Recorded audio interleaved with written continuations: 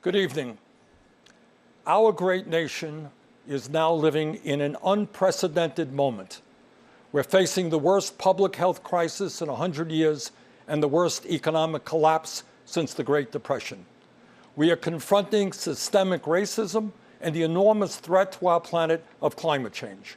And in the midst of all of this, we have a president who is not only incapable of addressing these crises, but is leading us down the path of authoritarianism. This election is the most important in the modern history of this country.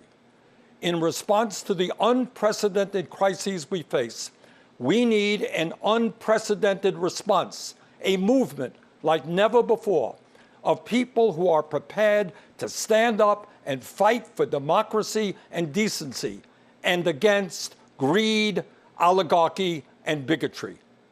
And we need Joe Biden as our next president. Let me take this opportunity to say a word to the millions of people who supported my campaign this year and in 2016. My friends, thank you for your trust, your support, and the love you showed Jane, me, and our family. Together, we have moved this country in a bold new direction, showing that all of us, black and white, Latino, Native American, Asian American, gay and straight, native-born and immigrant, yearn for a nation based on the principles of justice, love, and compassion. Our campaign ended several months ago, but our movement continues and is getting stronger every day. Many of the ideas we fought for that just a few years ago were considered radical are now mainstream. But let us be clear, if Donald Trump is reelected, all the progress we have made will be in jeopardy. At its most basic, this election is about preserving our democracy. During this president's term, the unthinkable has become normal. He has tried to prevent people from voting, undermined the U.S. Postal Service, deployed the military and federal agents against peaceful protesters, threatened to delay the election, and suggested that he will not leave office if he loses.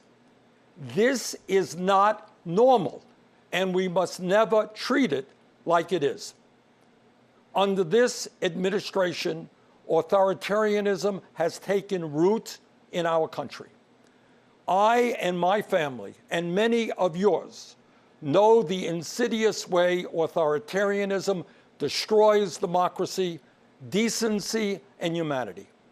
As long as I am here, I will work with progressives, with moderates, and yes, with conservatives to preserve this nation from a threat that so many of our heroes fought and died to defeat. This president is not just a threat to our democracy, but by rejecting science, he has put our lives and health in jeopardy.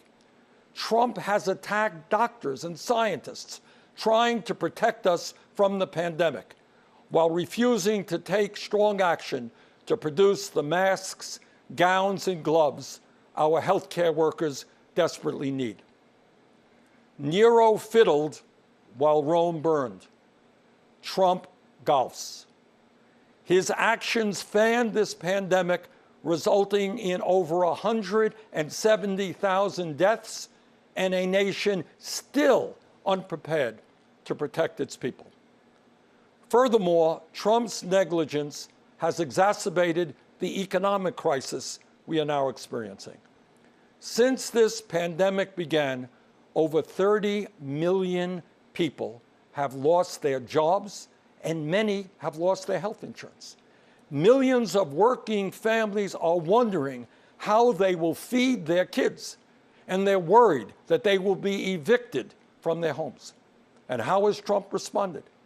Instead of maintaining the $600 a week unemployment supplement that workers were receiving and the $1,200 emergency checks that many of you received, instead of helping small businesses, Trump concocted fraudulent executive orders that do virtually nothing to address the crisis while threatening the very future of Social Security and Medicare.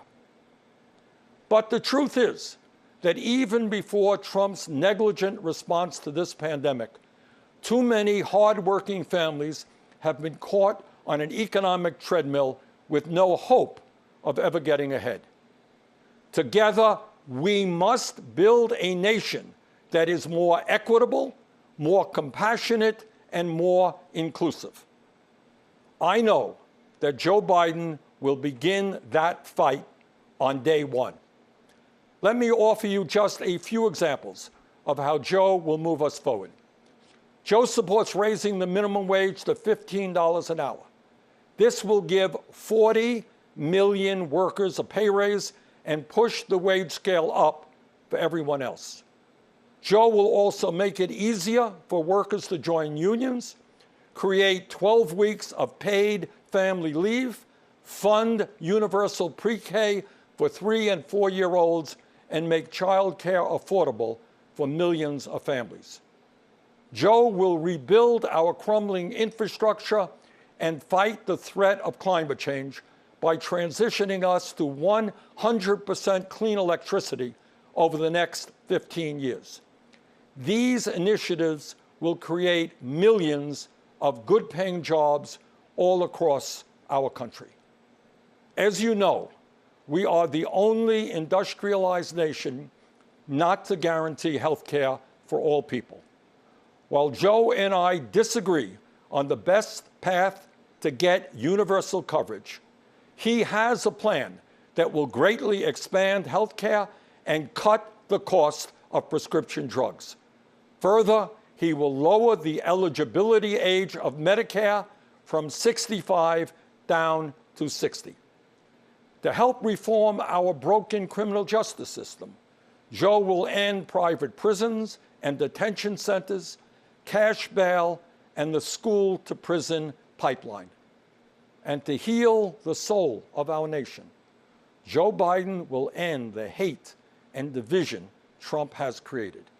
He will stop the demonization of immigrants, the coddling of white nationalists, the racist dog whistling, the religious bigotry, and the ugly attacks on women. My friends, I say to you, to everyone who supported other candidates in the primary, and to those who may have voted for Donald Trump in the last election, the future of our democracy is at stake. The future of our economy is at stake. The future of our planet is at stake. We must come together, defeat Donald Trump, and elect Joe Biden and Kamala Harris as our next president and vice president. My friends, the price of failure is just too great to imagine. Thank you.